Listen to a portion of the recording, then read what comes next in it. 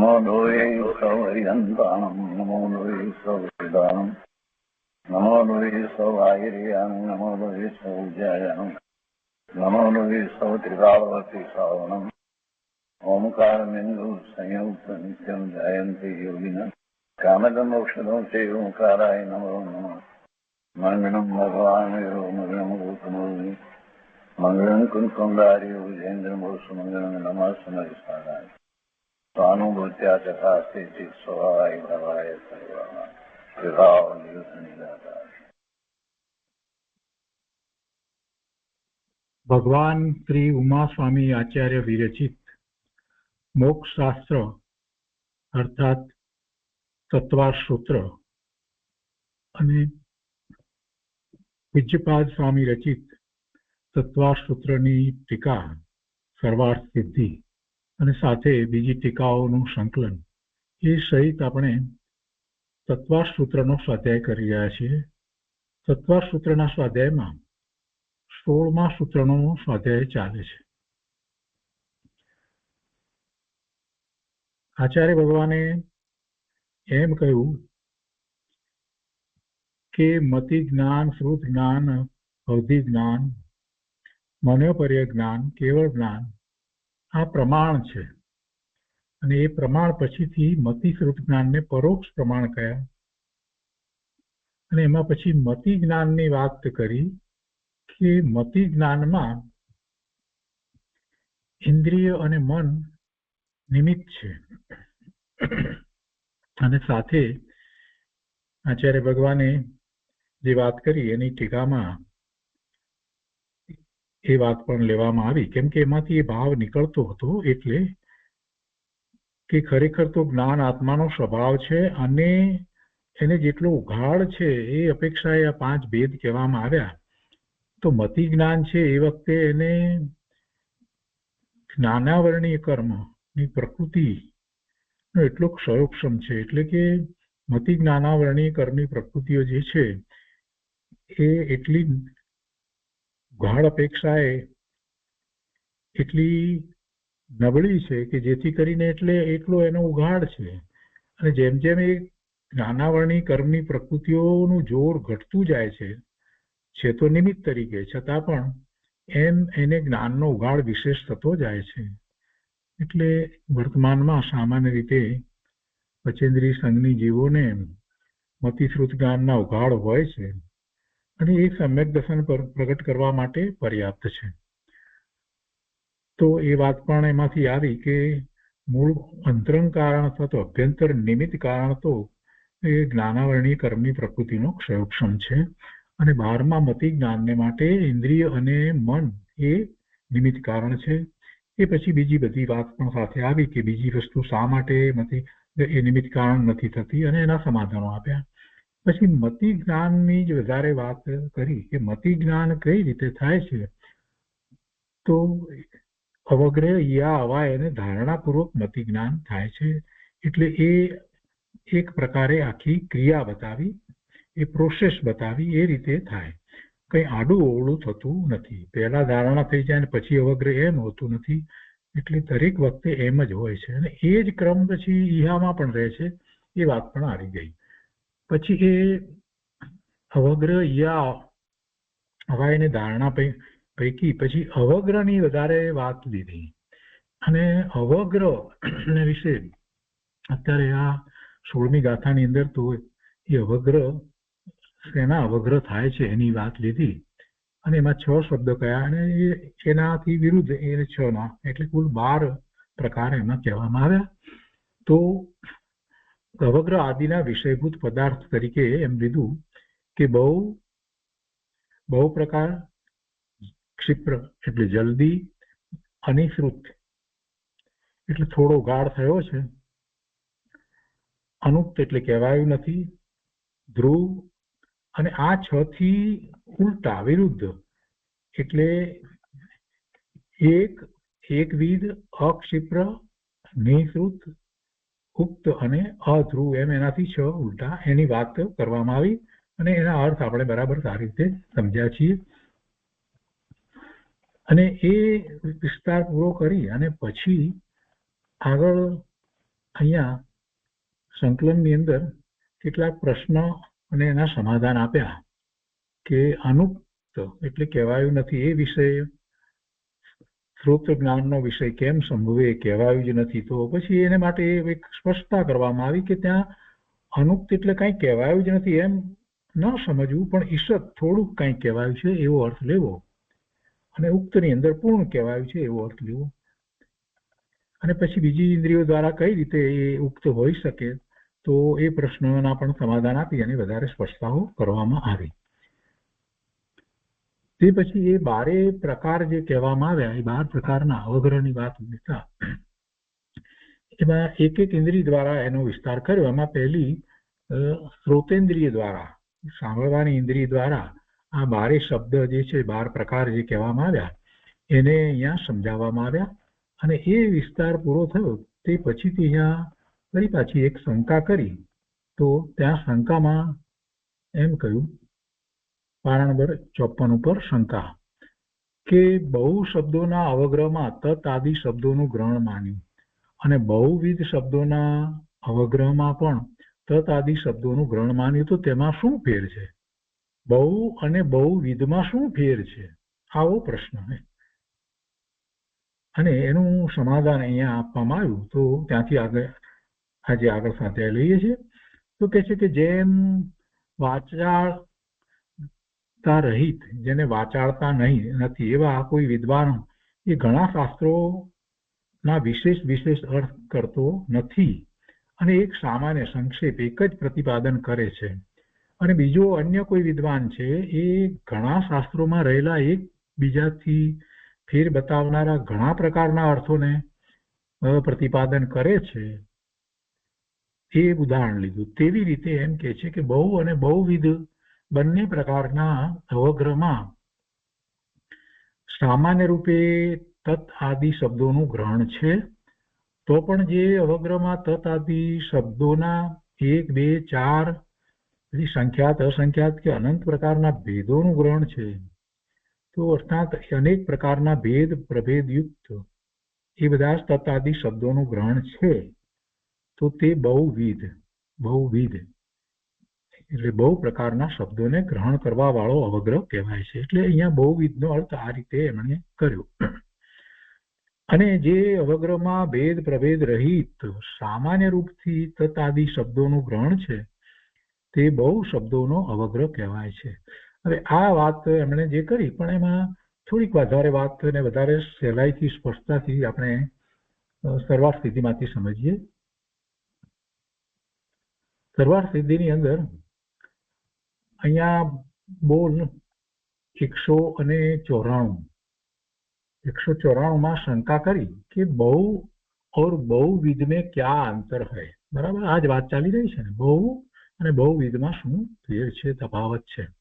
क्योंकि बहु और बहुविध दोनों में बहुत पना पाया जाता है.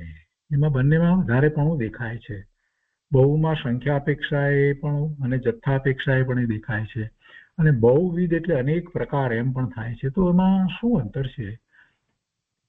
તો સમાધાનમાં બહુ ટૂંકું સમાધાન આપ્યું, પણ એકદમ સરસ સમાધાન આપ્યું કે इनमें एक प्रकार और नाना प्रकार की अपेक्षा अंतर है. एक प्रकार અને अनेक प्रकार, नाना प्रकार ની अपेक्षा એ अंतर છે. अर्थात बहु में प्रकार भेद इष्ट नहीं और बहुविध में प्रकार भेद इष्ट है. બહુમાં ઘણું બધું છે પણ છતાં પ્રકાર ભેદ નથી એમાં, જ્યારે બહુવિધમાં પ્રકાર ભેદ છે. એટલે બહુ સહેલાઈથી ટૂંકાણમાં સમજાવી દીધું. શંકા કરી એના પછી કે ઉક્ત और નિશ્રુત में क्या अंतर है. ઉક્ત જે કહેવાયું છે તે અને નિશ્રુતમાં શું ફેર છે. નિશ્રુત એટલે એમાં પણ પૂરેપૂરું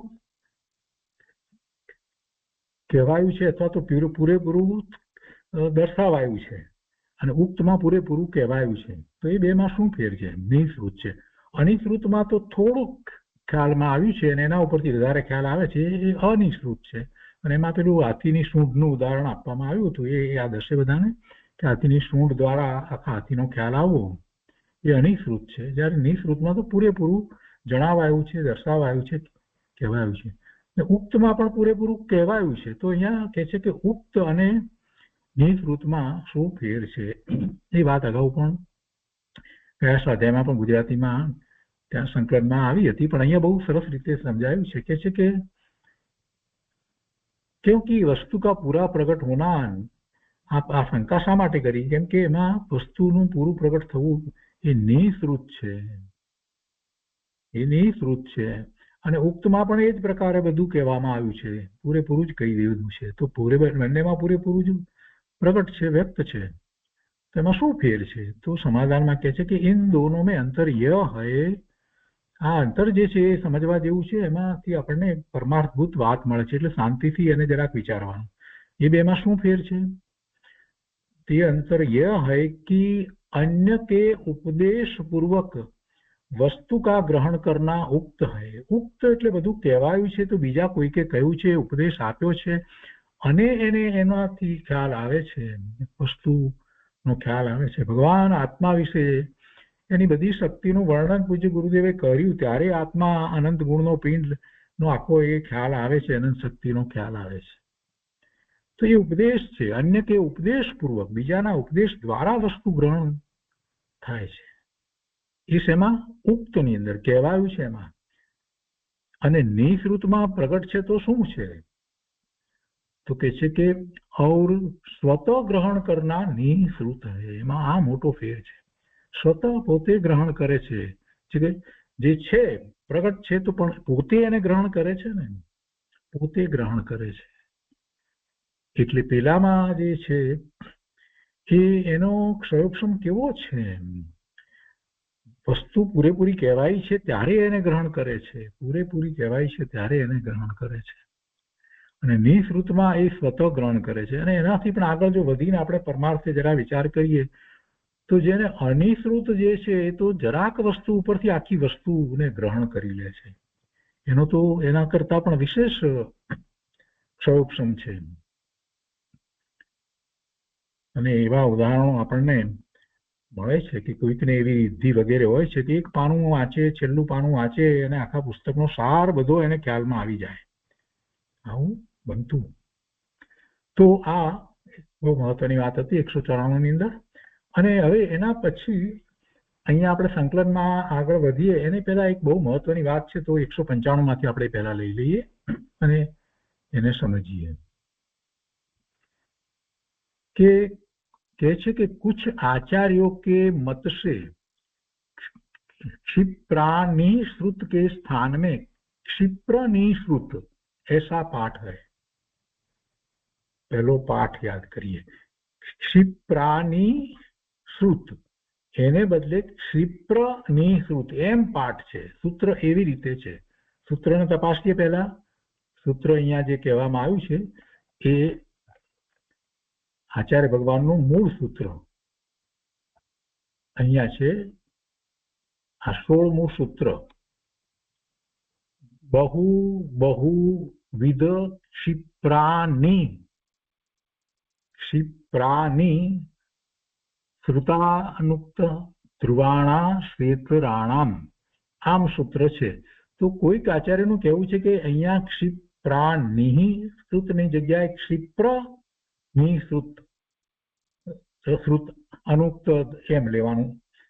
તો અહીંયા ક્ષિપ્રાની કહીએ તો શું થાય છે? ક્ષિપ્ર સંધિ છૂટી પડીએ તો ક્ષિપ્ર અનિશ્રુત એમ સંધિ છૂટી પડે છે. અને ક્ષિપ્ર નિશ્રુત લઈએ તો ક્ષિપ્ર નિશ્રુત એમ છૂટી પડે છે સંધિ. તો ક્ષિપ્રાની કરીએ છીએ, ક્ષિપ્રા નિશ્રુતા, ત્યારે ક્ષિપ્ર અનિશ્રુતા એમ સંધિ છૂટી પડે છે. તો અનિશ્રુત આવે છે. એટલે અત્યારે જે આપણે વાંચી રહ્યા છીએ એમાં તો અનિશ્રુત પહેલા લેવામાં આવ્યું છે. અને કેટલાક આચાર્ય ભગવાનનું એવું કહેવું છે કે મૂળ પાઠમાં એક ક્ષિપ્ર નિશ્રુત હોવું જોઈએ એમ છે, તો એમાં નિશ્રુત લીધું, ક્ષિપ્ર નિશ્રુત. હવે એથી શું ફેર પડે? કેમ કે જયારે પહેલા 6 શબ્દ કહેવામાં આવ્યા તો એ 6 શબ્દમાં એ નિશ્રુત છે કે અનિશ્રુત છે એનો ફેર પડી જાય. પહેલા 6 શબ્દ અને પછી છે ક્ષેત્રાણામ એનાથી વિરુદ્ધ લેવામાં આવ્યા. તો પહેલા 6 શબ્દની અંદર જો અહીંયા લેવાયું છે એ પ્રમાણે લઈએ તો પહેલા 6 શબ્દમાં અનિશ્રુત આવે. અને જો આચાર્ય ભગવાન બીજા કેટલાક એમ કહે છે કે મૂળ સૂત્રમાં ક્ષિપ્ર નિશ્રુત જો લેવામાં આવે તો પછી પહેલા 6 શબ્દની અંદર નિશ્રુત આવે. ફરીથી આ બધી વાતનો જરાક વિચાર કરીએ, શાંતિથી આ બધી વાતો જે છે એને સમજવાની છે. ફરીથી અત્યારે મૂળ સૂત્રની અંદર જે વાત કરવામાં આવી, શરૂઆત કરીએ છીએ જ્યારે 16મા સૂત્રની, ત્યારે શું લીધું છે? ક્ષિપ્રા નિશ્રુતા એમ લઈએ છીએ તો એમાં અનિશ્રુત એમ સંધિ છૂટી પડે છે. પહેલું અનિશ્રુત આવે અને પછી એ 6 શબ્દોના વિરુદ્ધ શબ્દ લેવામાં આવે.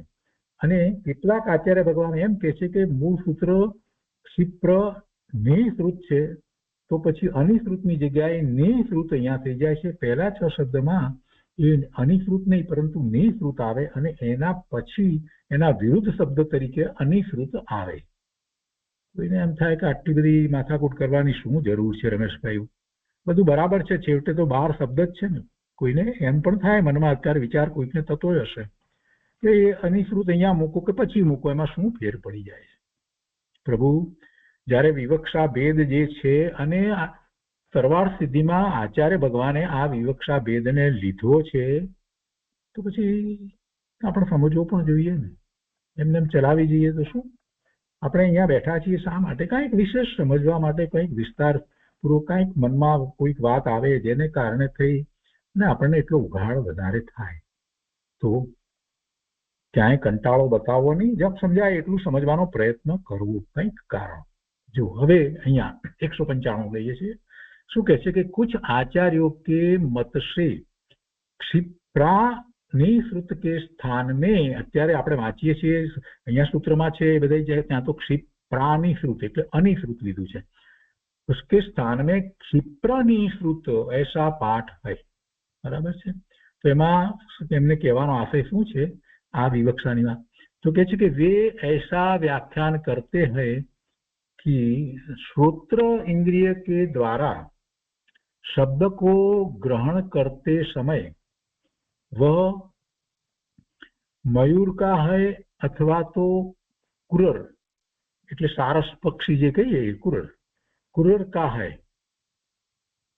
ऐसा कोई जानता है. હવે આના સમાધાનની વાતમાં જે આપ્યું છે એ જરાક અઘરું પડે એવું છે, એ સમજવાનું છે કે આ રીતે જ્યારે પહેલા એનો વિચાર કરવામાં આવે, ક્ષિપ્ર નિશ્રુત કહેવામાં આવ્યું હોય તો નિશ્રુતને મુખ્ય કરી પહેલા લેવામાં આવ્યું ને પછી ઉલટા લેવામાં આવ્યો તો આપણે જાણીએ છીએ કે નિશ્રુત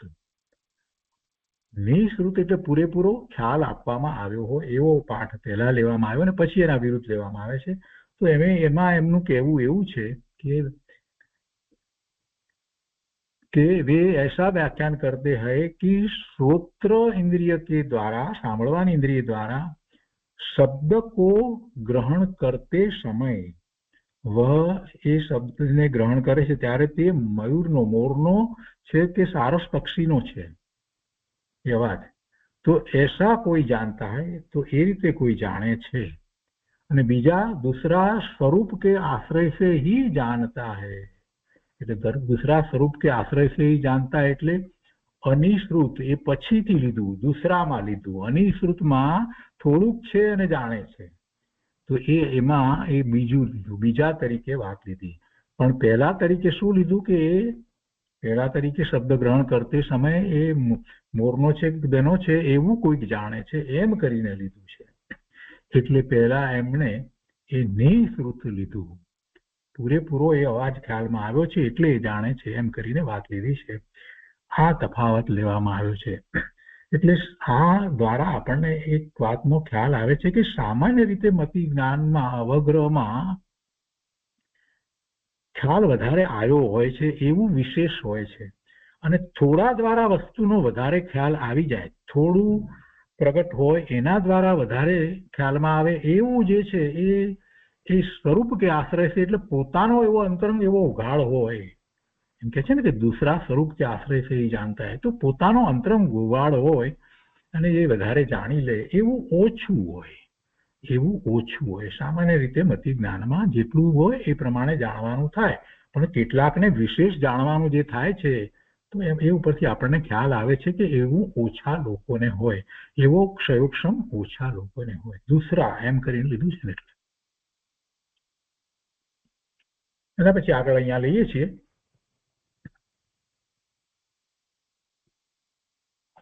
આપણે જ્યાં વાત આવી હતી, જે શંકા કરવામાં આવી હતી, સમજાવી હતી, અને એ શંકા તો બહુ સહેલાઈથી સમજાઈ જાય એવી હતી. બહુ અને બહુ પ્રકારમાં, બહુ વિધમાં તો બહુ કોઈ મોટી વાત હતી નહીં. એ અહીંયા સમાધાન એમણે આપ્યું. હવે એના પછીથી અહીંયા જે વાત લે છે, તો જેમ આપણે શ્રોતેન્દ્રિય દ્વારા આ 12 શબ્દ ને એની અંદર ઉતારી અને વાતને સમજ્યા, એવી રીતે ચક્ષુ ઇન્દ્રિય દ્વારા 12 શબ્દ ની વાત આગળ હવે સમજાવે છે. એટલે આ બીજું કરીને લખ્યું છે. પહેલું શ્રોતેન્દ્રિય દ્વારા સમજ્યા હતા, હવે ચક્ષુ ઇન્દ્રિય દ્વારા 12 શબ્દ નો અવગ્રહ અહીંયા સમજાવે છે. તો પહેલા બહુ અને એક આવે છે. તો એમાં કહે છે કે જે સમયે વિશુદ્ધિના બળથી, જો દરેક જગ્યાએ વિશુદ્ધિના બળથી લીધું છે એટલે એને વિશુદ્ધિનું બળ એટલે એને તો એ પોતાનું બળ છે. વિશુદ્ધિ જેટલી છે એટલું એને જ્ઞાન થાય છે, જેટલી વિશુદ્ધિ છે એટલું જ્ઞાન થાય છે. એટલે બીજી રીતે કેવું હોય તો એમ કહેવાય કે એટલો કર્મ જે છે, જ્ઞાનાવરણી કર્મ જે છે, એટલું એનું બળ ઓછું થયું છે. તો આને આ પ્રકારે વિશુદ્ધિ વધી છે. તો કહે છે કે જે સમયે વિશુદ્ધિના બળથી જીવ ધોળા, કાળા, લીલા આદિ વર્ણ રંગોને ગ્રહણ કરે છે. જો વાત શેની છે? ચક્ષુ ઇન્દ્રિયની છે. તો ચક્ષુ ઇન્દ્રિય દ્વારા તો આપણે વર્ણનું જ્ઞાન કરીએ છીએ ને. તો કે છે કે ધોળા, કાળા, લીલા આદિ વર્ણોને, રંગોને ગ્રહણ કરે છે, તે સમયે તેને બહુ પદાર્થોનો અવગ્રહ થાય છે. બધા પદાર્થોનો અવગ્રહ થયો, આ બધા રંગો વગેરેને જાણે છે. અને પછી એકને માટે વાત કરે છે કે જે સમયે મંદતાના કારણે, પેલું વિશુદ્ધતાના કારણે બહુ જાણપણું હતું ઇન્દ્રિયો દ્વારા, ચક્ષુ ઇન્દ્રિય દ્વારા. હવે એ ચક્ષુ ઇન્દ્રિય દ્વારા હવે એમ કે છે કે મંદતાના કારણે, એટલે ક્ષોક્ષમ એવો છે, ઓછો ગાઢ છે. તો મંદતાના કારણે જીવ એક વર્ણને ગ્રહણ કરે છે, તે સમયે તેને એક પદાર્થનો અવગ્રહ થાય છે. બધા સાથે રહ્યા હોય પણ એકનો અવગ્રહ એ કરે છે. પેલામાં એને વિશુદ્ધતા છે તો એક સાથે બધાનો અવગ્રહ કરે છે. આ અવગ્રહની વાત બહુ અને એકની અપેક્ષાથી સમજાવી. એના પછી બહુવિધ અને એકવિધ, બહુ પ્રકારે અને એક પ્રકારે, એવો પણ ચક્ષુ ઇન્દ્રિય દ્વારા અવગ્રહ થાય છે. તો જે સમયે વિશુદ્ધિના બળથી જીવ શુક્લ, કૃષ્ણ આદિ હરેક વર્ણના 2, 3, 4 સંખ્યાત, અસંખ્યાત અને અનંત ભેદ પ્રભેદોને ગ્રહણ કરે છે, એના પણ ભેદ પ્રભેદ, અને તે સમયે તેને બહુવિધ પદાર્થનો અવગ્રહ થાય છે. એટલે એમાં પ્રકાર સમજી લેવાના, બહુ પ્રકારથી એનો અવગ્રહ થાય છે. અને જે સમયે મંદતાના કારણે જીવ શુક્લ, કૃષ્ણ આદિ વર્ણોમાંથી એક પ્રકારના વર્ણને ગ્રહણ કરે છે, તે સમયે તેને એકવિધ પદાર્થનો અવગ્રહ થાય છે. એટલે અહીંયા પ્રકાર અપેક્ષાએ વાતને સમજવાની. એ પછીથી ઝડપથી, જલ્દીથી થાય અને ધીમે થાય, એટલે ક્ષિપ્ર અને અક્ષિપ્ર. ક્ષિપ્ર એટલે શીઘ્ર.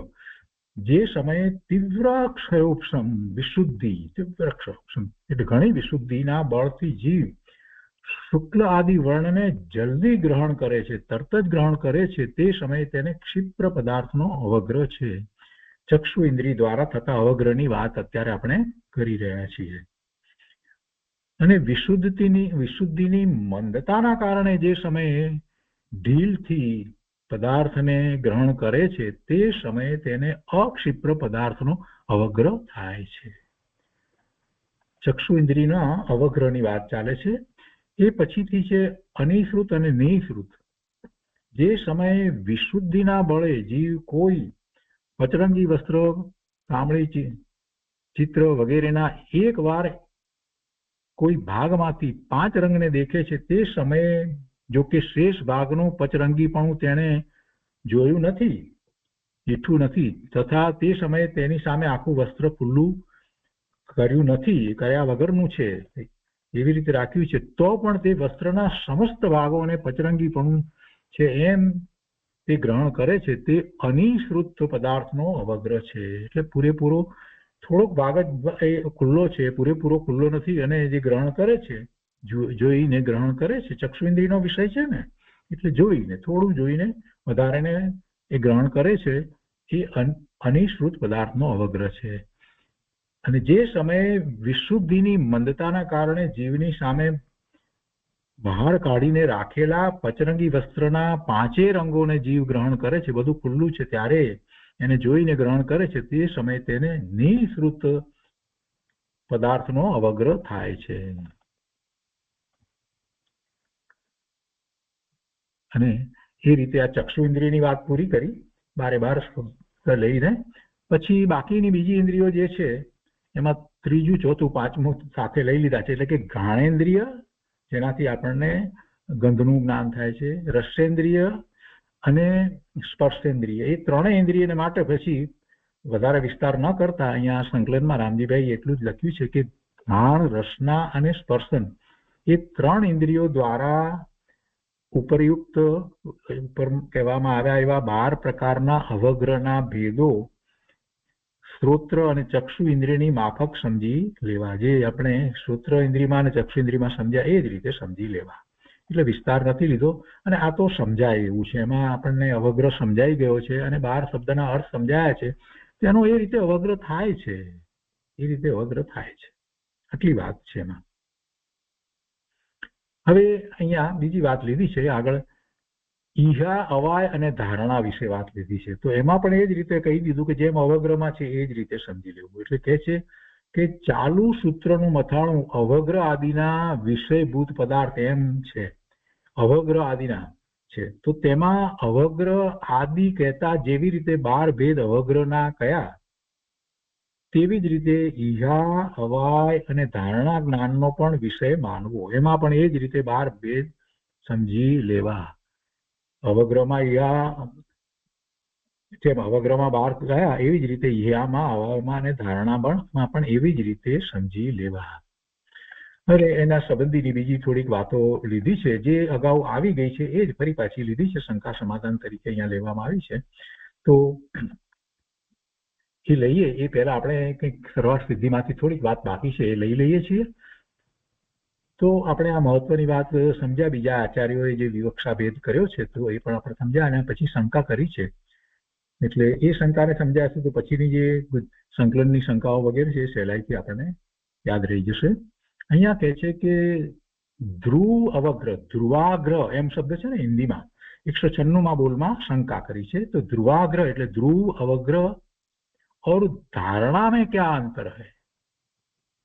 ધ્રુવાગ્રહ એટલે ધ્રુવ અવગ્રહ અને અધ્રુવ અવગ્રહ, 2 અવગ્રહ આવ્યા ને. તો એમાં ધ્રુવ અવગ્રહ અને ધારણા, આપણને એમ થાય કે ધારણા, જયારે અત્યારે આપણે વાત કરી લીધી ને કે બધાની અંદર 12 બોલ છે, અવગ્રહ, ઈયા, અવાય અને ધારણા બધાની અંદર 12 બોલની વાત આવી ને. તો હવે એ અપેક્ષાથી આપણે જરાક વિચાર કરી કે ધારણામાં જયારે પહોંચ્યો છે ત્યારે પણ અને ધ્રુવ અવગ્રહમાં જે છે તો બધું સરખું થઈ જાય છે. તો કે છે કે ધ્રુવ અવગ્રહ और धारणा में क्या अंतर है. તમે 12 ભેદ ચારેયની અંદર જયારે કયા તો પછી એમ થાય કે ધ્રુવ અવગ્રહમાં જે વાત છે એમાં અને ધારણામાં બહુ કોઈ ફેર લાગતો નથી. તો એનો ઉત્તર આપ્યો છે, સમાધાન આપ્યું છે કે क्षयोपशम की प्राप्ति के समय विशुद्ध परिणामों की परंपरा के कारण विशुद्ध परिणामों परंपरा थाय. एक પછી એક વિશુદ્ધ પરિણામ થાય, વિશુદ્ધ પરિણામ, વિશુદ્ધ પરિણામ, વિશુદ્ધ પરિણામ, વિશુદ્ધ परिणाम એમ ચાલે. क्षयोपशम की प्राप्ति के समय विशुद्ध परिणामों की परंपरा के कारण प्राप्त हुए क्षयोपशम से, એવી પરંપરાથી જે क्षयोपशम છે એ વખતે प्रथम समय में, पहला समय में जैसा अवग्रह होता है वैसा ही द्वितीय आदिक એટલે બીજા સમયમાં, ત્રીજા સમયમાં, ચોથા સમયમાં, બધા સમયોમાં, પછીના સમયોમાં દ્વિતીય આદિક સમયો में भी होता है. એવો જ અવગ્રહ થાય, પહેલા સમયમાં થયો એવો જ અવગ્રહ થાય. ન ન્यून होता है और न अधिक होता है. વધારે પણ ઓછો પણ નહીં અને વધારે પણ નહીં, એવો જ અવગ્રહ થાય. તો આને આપણે ધ્રુવ અવગ્રહ કહીએ છીએ. આ બેઝિક વાત આપણે સમજ્યા છીએ, આ ધ્રુવ અવગ્રહ છે. ધારણાની વાતમાં શું છે તો કહે છે કે કિંતુ જબ, હવે કહે છે કે કિંતુ જબ વિશુદ્ધ પરિણામ और संक्लेश, પહેલા અધ્રુવની વાત કરશે પછી ધારણાની વાત કરશે.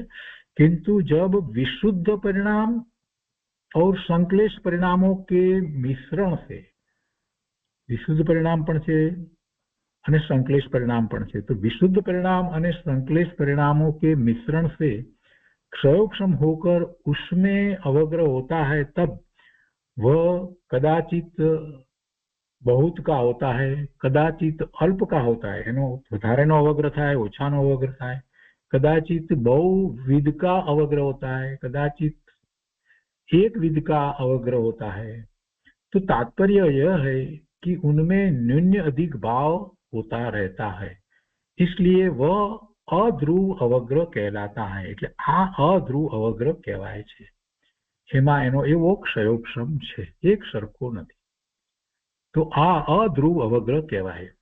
વિશુદ્ધ હોય અને વિશુદ્ધ ન હોય એટલે સંક્લેશ પરિણામો એવો એનો પણ છે, ત્યારે જે અવગ્ર જે થઈ રહ્યો છે તે એક સરખો નથી, વધારે અથવા તો ઓછો, कदाचित अल्प होता है, कदाचित बहुविध का होता है और कदाचित एक विध का होता है। तो एवो अवग्र है। तो तात्पर्य है कि उनमें न्यून अधिक भाव होता है। आ न्यून अधिक भाव सहित जो अवग्र है अध्रुव अवग्र है, इसलिए वह अध्रुव अवग्र कहलाता है। હવે કહે છે કે किंतु धारणा तो गृहित अर्थ के नहीं, भूलने के कारणभूत ज्ञान को कहते हैं। હવે શું વાત આવી? પેલો અવગ્ર ધ્રુવ અવગ્ર છે, એમાં એક સરખો અવગ્ર થાય, પણ વિશેષ પણ ન થાય અને ઓછો પણ ન થાય, અને જ્યારે અધ્રુવમાં જે છે તેમાં વધારે થાય, ઓછો થાય। પણ છેવટે ધારણા માટે શું છે? તો ધારણા તો બંને પ્રકારના અવગ્રમાંથી જે મૂળભૂત વાતને એ ગ્રહણ કરે। એવું નથી કે એ ધ્રુવ અવગ્રમાંથી જ, કેમ કે ધ્રુવ અવગ્રમાં તો એમ પણ વાત લીધી છે કે ન ન્यून होता है કે ન अधिक होता है। તો अधिक પણ જે અવગ્ર ન થયો હોય તો એટલો ન્यून રહ્યો, અથવા તો જે બેની વચ્ચે જેટલો છે એટલો જ અવગ્ર હોય ને ધારણા કરી લે, એમ નથી લેવું, अधिक પણ થયો હોય। એટલે આ વાત અહીંયા સમજવાની છે કે ધ્રુવ અવગ્ર માં એક સરખો થાય, પણ એનો અર્થ એમ નથી કે પૂર્ણપણે થાય છે। અને અધ્રુવ અવગ્ર જે છે એમાં એક સરખો નથી થતો, પણ એનો અર્થ એવો પણ નથી કે એમાં વધારે અવગ્ર નથી થતો, વધારે સ્પષ્ટતા વગેરે ન થતી હોય, એમ પણ નથી। એટલે એ બંનેની વાત આમાં લઈ અને પછી સમજાવે છે કે ધારણામાં શું છે? તો કે ધારણા તો ગૃહિત अर्थ के नहीं, भूलने के कारण જે ગ્રહણ થયો અર્થ, બધી રીતે કરીને જે અર્થ ગ્રહણ થયો એને ભૂલને કે કારણભૂત ધારણા તો જેને નહીં ભૂલને કે કારણભૂત, એને ભૂલી ન જવાય એવી રીતે ગ્રહણ કરવામાં આવ્યું છે। ધારણા તો गृहित अर्थ के नहीं भूलने के कारणभूत ज्ञान को कहते हैं। ये પછી ભૂલાય નહીં એમ જ રહે છે। अतः ध्रुव अवग्र और धारणा में बड़ा अंतर है। ध्रुव अवग्र અને ધારણામાં આ રીતે ફેર પડી જાય છે। ધ્રુવ અવગ્ર છે, અધ્રુવ અવગ્ર પણ છે, પણ જ્યારે ધારણાની વાત કરીએ છીએ તો આ બધા અવગ્રથી પાર એને તો પછી જ ઈહા હવાય ત્યાર પછીથી ધારણા થાય છે, એટલે એ ધારણામાં પછી એ ભૂલતો નથી। તો આ રીતે એનો ભેદ લેવામાં આવ્યો છે। હવે વિશેષની અંદર કેટલીક વાત લેવામાં આવી છે, જે પણ આપણે અહીંયા લઈએ છીએ, પણ મને લાગે છે કે પહેલા આપણે સંકલનમાંની વાત જે છે એને પૂરી કરી લઈએ। તો આ કેટલીક સૂક્ષ્મ વાતને અંતરમાં રાખીએ છીએ તો આપણને ખ્યાલ આવે છે કે અવગ્ર યા હવાયને ધારણા દ્વારા આપણે જ્ઞાન કેવી રીતે કરીએ છીએ અને સૂક્ષ્મતાની સમજાય છે। હવે એ વાતો અહીંયા લીધી છે કે ચાલુ સૂત્રમાં મથાળું અવગ્ર આદિના વિષયભૂત પદાર્થ એમ છે, તેમાં અવગ્ર આદિ કહેતા જેવી રીતે 12 ભેદ અવગ્રના કયા તેવી જ રીતે યા હવાય અને ધારણા જ્ઞાનનો પણ વિષય માનવો। પછી કહે છે શંકા સમાધાન બીજું ભેગું છે। શંકા કરી છે કે જે ઇન્દ્રિયો પદાર્થને સ્પર્શીને જ્ઞાન કરાવે છે, જે ઇન્દ્રિયો પદાર્થને સ્પર્શીને જ્ઞાન કરાવે છે, કે કઈ ઇન્દ્રિયો? સ્પર્શેન્દ્રિય છે તે પદાર્થને, રસેન્દ્રિય છે તે પણ પદાર્થને સ્પર્શીને જ્ઞાન કરાવે છે, બરાબર છે ને? જ્યારે કાનથી સાંભળવાની ઇન્દ્રિય પદાર્થને સ્પર્શતી નથી, અને એવી જ રીતે જે આંખ જે છે ચક્ષુ ઇન્દ્રિય કે પદાર્થને સ્પર્શતી નથી। તો કહે છે કે જે ઇન્દ્રિયો પદાર્થને સ્પર્શીને જ્ઞાન કરાવે છે તે પદાર્થોના જેટલા ભાગો અવયવો સાથે સંબંધ થાય તેટલા જ ભાગોનું જ્ઞાન કરાવી શકે, अधिक અવયવોનું નહીં। એમાં કહે છે કે શ્રોત્ર, ઘ્રાણ, સ્પર્શન અને રસના એ 4 ઇન્દ્રિયો પ્રાપ્યકારી છે, માટે જેટલા અવયવોની સાથે તે ભીડાય તેટલા જ અવયવોનું જ્ઞાન કરાવી શકે, અધિકનું નહીં. અધિકનું જ્ઞાન કરાવી શકે નહીં, જેટલા સાથે એ જોડાય તેટલાનું જ જ્ઞાન કરાવી શકે જેટલા અવયવનું. તો છતાં તમે અનિશ્રુતની વાત કરો છો, અનુક્તની વાત કરો છો, તો પછી કેવી રીતે થાય? અનિશ્રુતમાં બધું દેખાયું નથી તો પછી કેવી રીતે જ્ઞાન થઈ શકે? અનુક્તમાં તે કહેવાયું નથી તે કેવી રીતે જ્ઞાન થઈ શકે? કે છે કે છતાં અનિશ્રુત અને અનુક્તમાં તેમ થતું નથી, કેમ કે ત્યાં પદાર્થનો એક ભાગ દેખી લેવાથી કે કહેવાથી સમસ્ત પદાર્થનું જ્ઞાન માનવામાં આવે છે. તેથી શ્રોત્ર વગેરે 4 ઇન્દ્રિયોથી જે અનિશ્રુત તથા અનુક્ત પદાર્થોનો અવગ્રહ યા આદિ એ માને છે, તો એ બધું વ્યર્થ છે, એ હોઈ શકે નહીં. એ હોઈ શકે નહીં.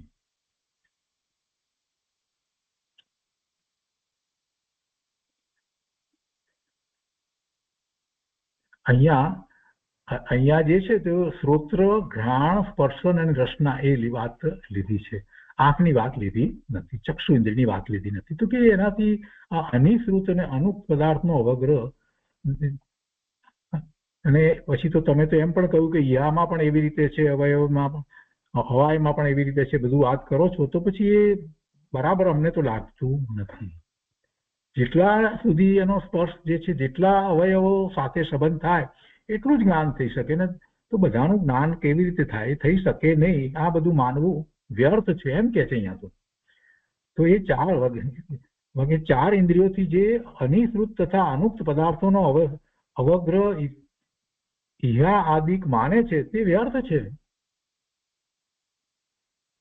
આવી વાત પણ બરાબર લાગે છે, કેમ થાય કે હા એ વાત તો સાચી છે કે એ બધું માનવું એ માત્ર કલ્પના જ છે, હોઈ શકે નહીં. આપણને એક વખત એમ થઈ જાય તો એનું સમાધાન જાણવું જોઈએ ને. તો સમાધાન ઉદાહરણ આપીને આપ્યું છે, ઉદાહરણ દ્વારા સમાધાન આપ્યું છે કે ભાઈ એમ નહીં, જરાક ધીરો પડતું શાંતિથી વિચાર કર.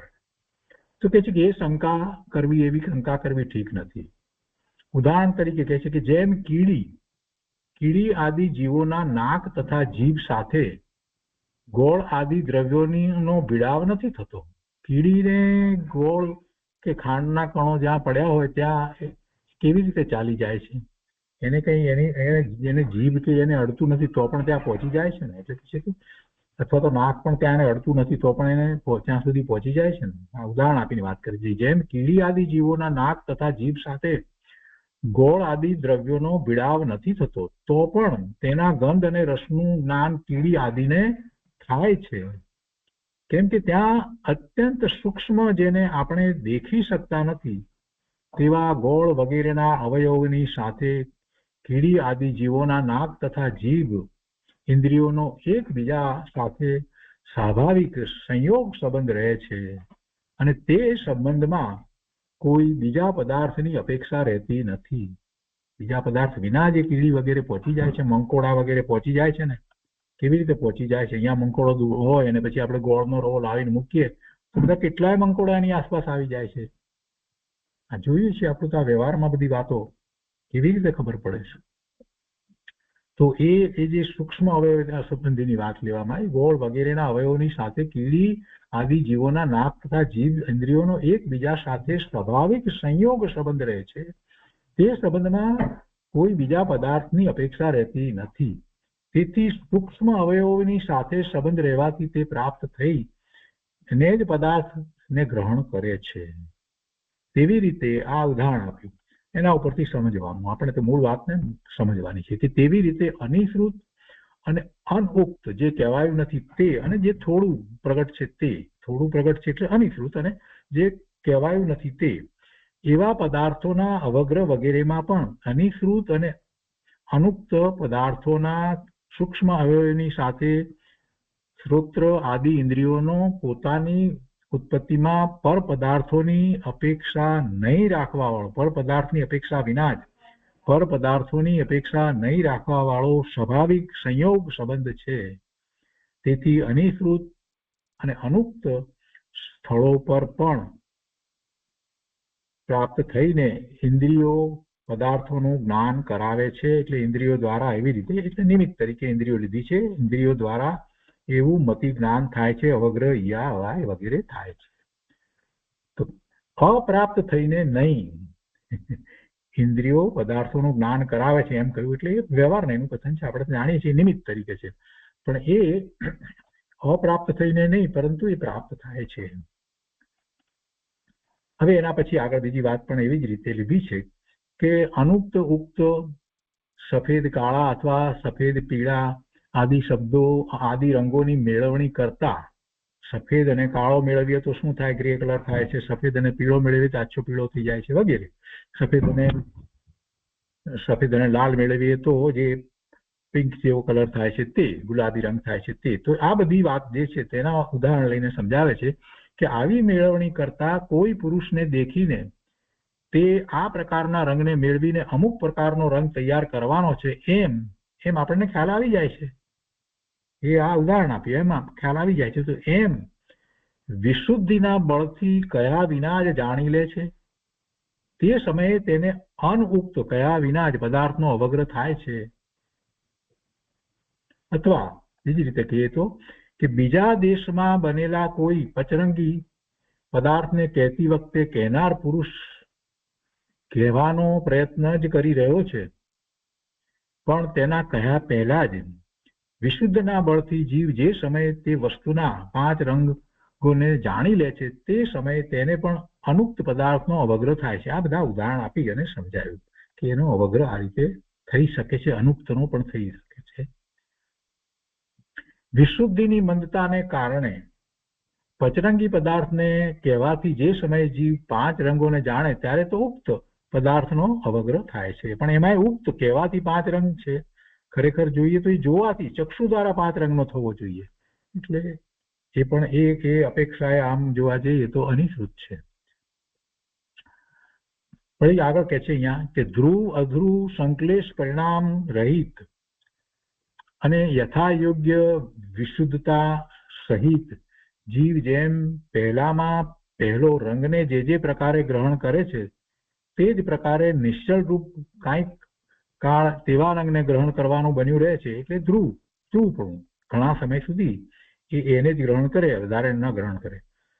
કાંઈ પણ ઓછું વધારે થતું નથી. તે વખતે તેને ધ્રુવ પદાર્થનો અવગ્રહ થાય છે. એ આપણે સર્વાર્થ સ્થિતિમાંથી સમજ્યા એ વાત લીધી છે. અને પછી વારંવાર થતા સંકલેશ પરિણામ અને વિશુદ્ધિ પરિણામને કારણે જીવને જે વખતે કાંઈક આવરણ રહે છે અને કાંઈક ઉઘાડ પણ રહે છે, તથા ઉઘાડ કંઈક ઉત્કૃષ્ટ કંઈક અનુત્કૃષ્ટ એવી 2 દશા રહે છે, તો ત્યારે જે સમયે કાંઈક હીનતા અને કાંઈક અધિકતા વર્તે છે તો એ કારણે એને ચલ વિચલપણું રહે છે. તો તે સમયે એને અધ્રુવ અવગ્રહ થાય છે, જે આપણે હમણાં સર્વાર્થ સ્થિતિમાંથી સમજ્યા. તો એવો ધ્રુવ ને અધ્રુવ અવગ્રહ એને થાય છે. અથવા હવે કહે છે કે અથવા કૃષ્ણ આદિ ઘણા રંગોને જાણવા અથવા એક રંગને જાણવો, બહુવિધ રંગોને જાણવા કે એકવિધ રંગને જાણવો, જલ્દી રંગને જાણવા કે ઢીલથી જાણવા, અનિશ્રુત રંગને જાણવો કે નિશ્રુત રંગને જાણવો, અનઉક્ત રૂપને જાણવો કે ઉક્ત રૂપને જાણવો, એવો જે ચલ વિચલ રૂપે જીવ જાણે છે તે અધ્રુવ અવગ્રહનો વિષય છે. અને વિશેષ સમાધાનમાં અહીંયા કહે છે કે આગમમાં કહ્યું છે કે ચક્ષુ, શ્રોત્ર, ઘ્રાણ, રસના, સ્પર્શન અને મન એ 6 પ્રકારનું લબ્ધક્ષર શ્રુત જ્ઞાન છે. લબ્ધક્ષર શ્રુત જ્ઞાન છે. લબ્ધિ એટલે ક્ષયોપશમિક ઉઘાડ રૂપ શક્તિ. લબ્ધિનો અર્થ થાય છે એવા ક્ષયોપશમ ઉઘાડ રૂપ શક્તિ, એને લબ્ધિ કહેવાય છે. એવો ક્ષયોપશમ વિશેષ પ્રકારનો એવો ઉઘાડ રૂપ જે શક્તિ પ્રગટ થઈ હોય તો એને લબ્ધિ કહેવાય છે, જે બીજા બધાને હોતી નથી. છેવટે તો એ શું છે? એ જ્ઞાન જ છે. આપણે કહીએ ને આવી લબ્ધિ પ્રાપ્ત થઈ, આ બધું જે કહીએ છીએ એ બધું વિશેષ એક પ્રકારે લબ્ધિ જે છે એવી એ શક્તિ છે. એ શક્તિ છે. તો અહીંયા એ કહે છે કે લબ્ધક્ષર શ્રુત જ્ઞાન છે. એ 6 પ્રકારનું લબ્ધક્ષર શ્રુત જ્ઞાન છે. આ 6 ઇન્દ્રિય દ્વારા મન અને 5 ઇન્દ્રિય અને મન એ 6 પ્રકારનું લબ્ધક્ષર શ્રુત જ્ઞાન છે. તો લબ્ધિ એટલે ક્ષયોપશમિક ઉઘાડ રૂપ શક્તિ અને અક્ષરનો અર્થ અવિનાશી છે. તો જે ક્ષયોપશમિક શક્તિનો કદી નાશ ન થાય, જે ક્ષયોક્ષમિક શક્તિનો કદી નાશ ન થાય તેને લબ્ધક્ષર કહેવામાં આવે છે. અને આ ઉપરથી સિદ્ધ થઈ જાય છે કે અનિશ્રુત અને અનુક્ત પદાર્થોનું પણ અવગ્ર આદિ જ્ઞાન થાય છે. લબ્ધ અક્ષર જ્ઞાન એ શ્રુત જ્ઞાનનો ઘણો સૂક્ષ્મ ભેદ છે. એટલે આ લબ્ધ અક્ષરજીની વાત કરી અને અહીંયા વિશેષ સમાધાન આપ્યું છે કે આ રીતે અનિશ્રુત અને અનુક્ત પદાર્થોનું પણ જ્ઞાન થઈ જાય છે. તે મૂળ તો સમજાયું છે. તો એ શ્રુત જ્ઞાનનો ઘણો સૂક્ષ્મ ભેદ છે લબ્ધ અક્ષર. જ્યારે એ જ્ઞાનને માનવામાં આવે છે ત્યારે અનિશ્રુત અને અનુક્ત પદાર્થોના અવગ્ર આદિ માનવામાં કોઈ દોષ નથી. તો પછી કોઈ શંકાને સ્થાન રહેતું નથી. એટલે અનિશ્રુત અને અનુક્ત પદાર્થો નો અવગ્ર યા વગેરે થાય છે. તો એ રીતે આ વાત પૂરી કરી અને અહીંયા પછી કહે છે કે આ સૂત્ર પ્રમાણે મતિ જ્ઞાનના ભેદોની સંખ્યા આ પ્રમાણે થઈ. અવગ્ર એવા અહીંયા અને ધારણા એટલે 4 થઈ. એ 4 થઈ. અને 5 ઇન્દ્રિય અને મન એ 6 દ્વારા ઉપરના 4 પ્રકારે જ્ઞાન થાય. અવગ્ર યા આવા એને ધારણાની વાત કરે છે. તો એ 5 ઇન્દ્રિય અને 6ઠું મન 6 પ્રકારે થાય એટલે એના ભેદ કરીએ તો 24 થયા. 4 ગુણ્યા 6 એટલે 24 થયા. તથા એના વિષયો જે 12 10 મિનિટ તથા વિષયોની અપેક્ષાએ બહુવિધ આદિ 12 થયા ને. આપણે 12 શબ્દ લીધા ને તો એ 12 તો એ 24 ગુણ્યા 12 એટલે 288 ભેદ છે. એ રીતે આ 288 ભેદ કહેવામાં આવ્યા છે. તો એ રીતે અહીંયા 16મું સૂત્ર પૂરું થાય છે. હવે સર્વાર્થ સિદ્ધિમાં એક બે વાત છે મહત્વની, એ જરાક વાંચનમાં લઈએ છીએ. અહીંયા વિશેષની અંદર પંડિત ફૂલચંદજી શાસ્ત્રી વાત કરી છે કે એ અવગ્ર આદि મતિ જ્ञान द्वारा जानने रूप क्रिया के भेद है. बराबर છે. और बहु आदि अनेक कर्म है. આ તો પ્રક્રિયા છે ને. અવગ્ર આદિ જે કહેવામાં આવ્યું, અવગ્ર યા અવાય ધારણા આ બધું જે છે એ ક્રિયા થઈ, ક્રિયાના ભેદ થાય. અને એના પહેલા જે છે बाकी जो बहु एक आ बदा जो 12 कहवामा आवे ये कर्म है. इसलिए इस सूत्र में इनका इसी रूप से निर्देश किया गया है. मति ज्ञान द्वारा पदार्थों का बहु आदि रूप इतने प्रकार से अवग्र ईहन એટલે યા અવાય और धारणा होता है. એટલે આ જે 12 પ્રકાર જે કહેવાય એ જ રીતે અવગ્ર યા અને અવાય અને ધારણા પણ હોય છે. જો અહીંયા આપણે એ વાત લેવામાં આવી છે. यह इसका तात्पर्य है. એટલે એનું આ તાત્પર્ય છે. इन बहु आदि के स्वरूप का तथा उनके अंतर का व्याख्यान टीका में किया ही है.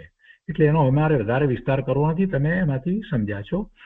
હવે કહે છે कि मालूम होता है कि पूज्यपाद स्वामी के समय इस सूत्र के 2 पाठ प्रचलित थे और उनका 2 प्रकार से व्याख्यान भी किया जाता था. 2 પાઠ એ વખતે પણ પ્રચલિત હશે ત્યારે જ આચાર્ય ભગવાને એ વાત લીધી છે ને. પેલા સૂત્રની અંદર જે વાત લેવામાં આવી ને આપણે લીધી ને એ વાતને અહીંયા એ ઉલ્લેખ કરવામાં આવે છે. ક્ષિપ્રાની સુપ્ત અને ક્ષિપ્રની એ બે પાઠ લીધવામાં આવ્યા ને અહીંયા જે. તો એ વાત કરે છે કે એ વખતે પણ આ પૂજ્યપાદ સ્વામીના વખતમાં એવા 2 પાઠ હશે પ્રચલિત. આચાર્ય ભગવાને તો અહીંયા જે આપણે લીધો છે એ પ્રમાણે ક્ષિપ્રાની લીધું છે. ક્ષિપ્ર અનુ એટલે એ રીતે લીધું છે. તો કહે છે કે મતિ જ્ઞાન तो आचार्य भगवान के समय मालूम होता है कि पूज्यपाद स्वामी के समय इस सूत्र के 2 पाठ प्रचलित थे और उनका 2 प्रकार से व्याख्यान भी किया जाता था, जिनका उल्लेख पूज्यपाद स्वामी ने स्वयं किया है. एक पाठ जो उस समय अधिक मान्य था, जहाँ पूज्यपाद स्वामी जिसे मूल पाठ मानते रहे, उसका उल्लेख तो उन्होंने व्याख्यान रूप से किया है और दूसरे पाठ का उल्लेख अन्य कुछ आचार्यों के अभिप्राय के रूप में किया है. इन दोनों व्याख्यानों में जो अंतर है वह इस प्रकार है कि मूल पाठ के अनुसार अनिश्रुत ज्ञान अनिश्रुत आवे અને अवय के ग्रहण के समय ही पूरे अवय का ज्ञान होना મૂળ પાઠ પ્રમાણે જે લેવામાં આવ્યું ત્યારે તો એ અનિશ્રુત લેવામાં આવે, પહેલા 6 શબ્દમાં અનિશ્રુત લેવામાં આવે, અને બીજા આચાર્ય ભગવાને જે રીતે કહ્યું એમાં બીજી રીતે લઈએ તો પહેલા 6 શબ્દમાં નિશ્રુત લેવામાં આવે. તો મૂળ પાઠ અનુસાર તો અનિશ્રુત જ્ઞાન એટલે अवय के ग्रहण के समय ही पूरे अवयवी का ज्ञान होता है. આ વાત મહત્વની છે. એ અનિશ્રુત જ્ઞાન પહેલા લેવામાં આવે તો એ વખતે બાકીનાનું જ્ઞાન થઈ જાય છે. અનિશ્રુત એટલે ઓછા દ્વારા પૂરાનું જ્ઞાન થઈ જાય છે એમ મૂળ પાઠમાં લેવામાં આવ્યું છે. નિશ્રુત જ્ઞાન इससे उल्टा. तो पाठांतर के अनुसार निश्रुत ज्ञान विशेषता को लिए हुए ज्ञान होना, વિશેષતા પછી એનું જ્ઞાન થાય નિશ્રુતમાં. અનિશ્રુતમાં ઓછું છે અને જ્ઞાન થઈ જાય એટલે અનિશ્રુત જે છે એ મૂળ પાઠ અહીંયા પૂજ્યપાદ સ્વામીએ પણ સ્વીકાર કર્યો છે. અને આપણે પણ અહીંયા જે ચાલી રહ્યું છે એમાં એ અનિશ્રુત જ લેવામાં આવ્યું છે. પહેલા 6 શબ્દમાં વિરુદ્ધમાં નિશ્રુત લેવામાં આવ્યું છે. તો અનિશ્રુત જ્ઞાન વિશેષતા કે બિના સાધારણ જ્ઞાન હોના શેષ કથન સુગમ હોય, એવી રીતે આખી વાત લેવામાં આવી છે. તો આ રીતે અહીંયા આ 16મું સૂત્ર પૂરું થાય છે. એના સંબંધીની બધી શંકા વગેરેનો વિસ્તાર પણ અહીંયા પૂરો થાય છે. તો આજનો સ્વાધ્યાય અહીંયા સુધી રાખીએ છીએ.